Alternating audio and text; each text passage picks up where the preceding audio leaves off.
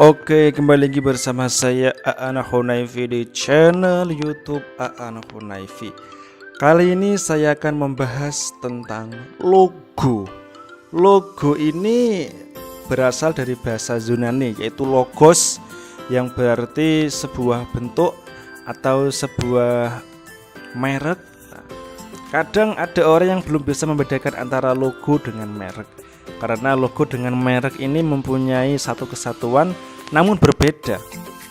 Contoh, ada logo Unilever. Unilever merupakan sebuah produk kosmetik di mana mempunyai anak perusahaan yang sangat banyak, seperti Dove, seperti produk-produk kosmetik lainnya, Lifebuoy, Pepsodent, itu punya Unilever. Nah, mengapa demikian? Karena merek ini berbeda dengan logo. Kalau merek ini ya ada merek cap gajah, merek cap. Kalau logo ini merupakan sebuah identitas atau corporate identity pada sebuah perusahaan atau instansi yang bertujuan untuk memberikan identitas terhadap orang supaya orang itu lebih mengenal, oh ini logo Kementerian Pendidikan, oh ini logonya BUMN, ini logonya Pertamina, dan lain sebagainya. Mengapa harus ada logo dan mengapa logo itu harus ada? Pertanyaan yang sangat penting sekali. Karena kalau sebuah perusahaan tidak punya logo, itu sama dengan perusahaan itu tidak ada. Karena setiap perusahaan sekecil apapun pasti harus menggunakan logo, karena logo ini sangat banyak manfaatnya. Selain sebagai identitas sebuah perusahaan, logo juga bisa digunakan untuk membuat identitas pada saat kita mengirim surat atau bertukar transaksi antara penjual dengan pembeli, sebagai bentuk notaris dan lain sebagainya. Nah, apa pengertian logo? Logo merupakan sebuah bentuk visual yang berupa corporate identity atau yang berupa identitas visual pada perusahaan. Nah, logo ini bermacam-macam. Ada jenis logo yang lettermark, pictogram, dan lain sebagainya. Nah, semakin simple sebuah logo, maka logo akan semakin mudah diingat. Kalau semakin rumit, mungkin banyak sekali contoh jenisnya. Yang penting dalam sebuah logo ini adalah logo itu mempunyai sebuah brand yang kuat. Logo itu mempunyai sebuah identitas yang kuat, di mana orang itu sekali lihat, oh itu logonya LG, itu logonya Nokia, itu logonya Samsung, itu logonya Coca-Cola, Sprite, dan lain sebagainya. Nah, di sini saya mempunyai sebuah produk, dan di sini adalah yang pertama Stella. Stella ini merupakan sebuah produk pewangi ya. Logonya sederhana, cuman dia memakai font yang fontnya ini jenisnya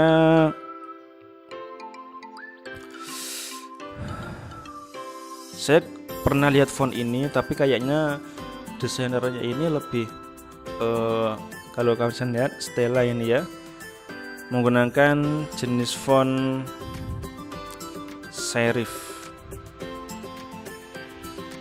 sans serif ya. Kalau serif itu biasanya ada siripnya, seperti contoh itu Times New Roman dan lain sebagainya. Kalau serif itu biasanya memakai font Century Gothic atau Kozuka, biasanya itu serif karena tanpa sirip. Karena sans serif itu tanpa sirip. Nah, sans serif, kalau serif itu ada siripnya. Contoh kayak penulisan Times New Roman itu pakai sirip. Ini contoh yang sans serif. Sans serif itu seperti ini guys, tidak ada tanpa sirip. Nah, ini beda dengan soft file. Ini ada siripnya, berarti ini serif. Serif dan sans serif. Oke, ini ada Fox. Ketiga-tiganya memakai jenis lettermark ya, berupa tulisan logo. Ada juga kombinasi antara logo dengan gambar, ada juga yang berupa simbol saja. Nah, membuat logo itu tidak sembarangan, karena kita itu berbeda antara anak SMK multimedia dengan anak jurusan kuliah. Itu pemikirannya sudah berbeda bagaimana cara pandang membuat logo. Nah, kalau di benak orang awam membuat logo itu sangat simpel dan mudah. Contoh logo Pertamina, saya dalam waktu tidak sampai 10 detik saja, mungkin 1 menit membuat logo Pertamina mungkin dengan mata tertutup itu bisa. Sangat simpel dan sangat mudah sekali. Tetapi mengapa logo Pertamina ini harganya bisa mencapai ratusan juta rupiah? Karena apa? Karena logo Pertamina ini mempunyai sebuah brand, mempunyai makna filosofis, mempunyai semiotika. Anda tahu semiotika itu apa? Nah, Anda kuliah dulu di jurusan DKV. Nah, logo Pertamina ini mempunyai makna filosofis dan semiotika serta makna-makna yang lain dari segi warna, dari segi bentuk dan lain sebagainya. Nah, yang membuat mahal itu adalah konsepnya. Konsep di dalam pembuatan tersebut harus membutuhkan sebuah riset, observasi, penelitian, perancangan dan lain sebagainya. Tidak mudah untuk membuat sebuah logo karena sebuah logo harus mempunyai karakter yang sangat kuat. Contoh logo yang sangat kuat adalah Starbucks. Akhir-akhir ini banyak sekali orang-orang yang menjiplak logo Starbucks ini ke berbagai macam bentuk. Ada yang bentuknya wanita dan lain sebagainya. Nah, ini apa? Karena logo ini sangat rawan sekali untuk didaur ulang atau didesain ulang terhadap orang yang tidak bertanggung jawab. Logo Adidas, seringkali kan Anda melihat logo Adidas KW atau logo Nike KW dan lain sebagainya. Ini merupakan strategi marketing bagi para industri tekstil dan lain sebagainya untuk memanipulasi para pembelinya dengan merubah citra nama logo itu sendiri. Menurut Undang-Undang Hak Cipta atau Copyright ini ada hukumnya. Kalau Anda ketahuan plagiasi logo, Anda akan kena hukuman. Maka dari itu dalam membuat logo ini tidak sembarangan dan mempunyai teknik-teknik tersendiri, mulai dari riset, observasi, perancangan, sampai diskusi antara satu orang dengan orang yang lain menggunakan metode design thinking. Nah, besok saya akan jelaskan tentang design thinking itu apa. Nah, membahas tentang logo mungkin sangat lama dan menarik. Kalau waktu 1 jam itu kayaknya nggak cukup. Tapi saya singkat saja. Intinya cara membuat logo yang benar-benar adalah yang pertama adalah tentukan konsep.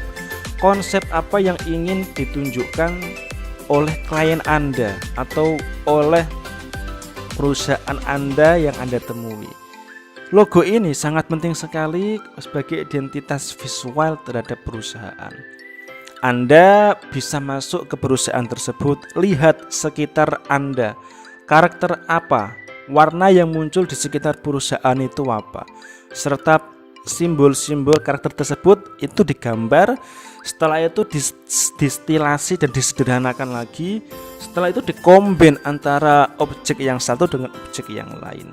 Intinya satu kok, yang bisa membuat logo itu intinya satu, yaitu di konsep. Kalau konsep Anda sudah matang, perancangan Anda sudah matang, maka membuat logo itu sangat mudah sekali. Tentunya harus ada pertimbangan antara pihak atasan sama seorang desainer. Nah, itu saja sih dari saya tentang logo. Kalau kalian suka bisa like and subscribe. Saya akhiri kuliah online tentang desain komunikasi visual. Semoga bisa bermanfaat bagi Anda semua. Dan jangan lupa like and subscribe channel YouTube A'anahun Naifi.